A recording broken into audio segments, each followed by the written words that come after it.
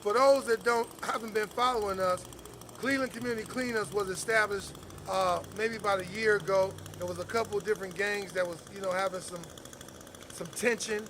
They reached out to my community center and said they wanted a neutral place to kind of squash the beef. After they met and solved their differences, we realized that, shoot, we might can do something more. If y'all ain't beefing, what can we do together? And so we decided we was gonna go to different neighborhoods across the city of Cleveland and just clean up. But in the process of doing that, we realized that, wow, we sitting here, we need something. Maybe we can eat together, and maybe we can conversate about some of the things we care about in the neighborhood. And so this year, realizing that we got a lot of initiatives in Cleveland, the Lead Safe Resource Center trying to make houses lead safe. So we ended up talking to Kim Foreman. She ended up, finding some money with the Joyce Foundation, which we totally appreciate, to be able to help us do this movement. All right? We need help. Our struggle is the fact that we don't have the resources. You mentioned that. But our struggle is that it's been going on so long here in East Cleveland. We have these issues, they die, then they come back. But because my heart is for the people, for myself, everybody's my brother, my sister. And I love for us to be able to communicate with one another. We don't have to love each other, but we can learn to respect one another's opinion.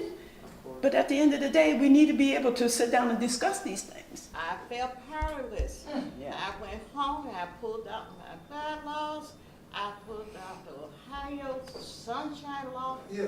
We were in the right. Okay, so I just want you to know, you may not know me, but I know y'all.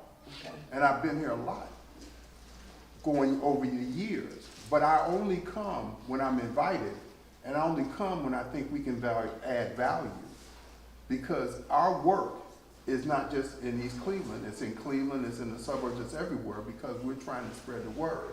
Right now, we've been working with Environmental Health Watch for the last 10 years to try to do these everywhere.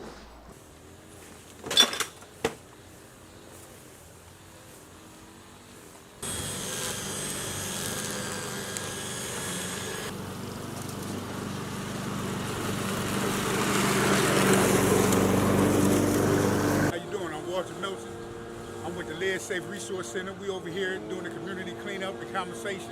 We're on 102nd and St. Clair. We out here getting it done. We're doing the grass cutting. I'm giving out the information to all the neighbors about lead. Letting them know the importance of getting their house tested, their kids tested from 0 to 6, and letting them know that we do got loans and grants. If they need the help, that's right here to help. We talk about why people need to vote, why voting is a strategy. We also talk about a lot of the things like violence and trauma, the things that we face in our neighborhoods that we need to start addressing. And so today we're gonna share with y'all how you turn problems into issues and make them where you can solve them so you can get the things that you want to see in your city. The citizens of Cleveland told the Cleveland Police Department to do the following: comply with the consent decree from the Department of Justice. Issue cuts have to be cut based on how much power you have. So if you only got 16 citizens that's gonna roll with you, and you wanna change, you wanna create an issue cut, then it take at least a couple thousand votes to win. And that's what I've been trying to talk about today. When you're in this kind of stuff, you can't, what's in it for you has to be the last thing on your mind.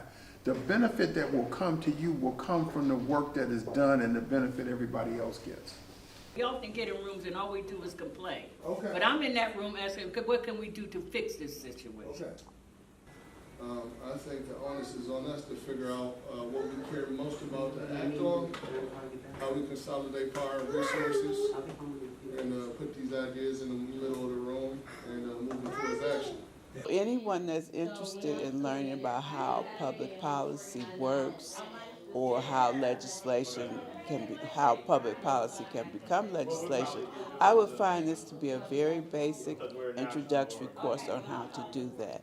I think the second session about power was also necessary, and it goes right with the policy. And that was, I really felt that personally empowering, so I do appreciate that as well. I appreciate being around and in a room with so many active individuals in not just the Cleveland community, but my community personally in Buckeye Shaker. It got to be more responsibility of the people that's in this community and making money off this community. They about to sell that building or rent it out. We gonna talk to them. We coming back to talk to them about keeping it clean. What y'all think about all the grass being cut? We did it all the way from that street all the way around here. How I feel about, you should be able to look and see no trash on the ground. How y'all feel about that? That make you feel good? It make me feel good. My job, for me, and my mission is that to get you to connect with healthcare services, specifically mental health. And that's what these packets are about. So I don't care if you go to UH, I don't care if you go to Metro, I will get you connected with somebody. If you know where you want to go with your healthcare provider and your insurance, I don't care. It's one thing to give a narrative about how society is. It's another thing to have a vision of how you want society to be, right? So it's two pieces to this.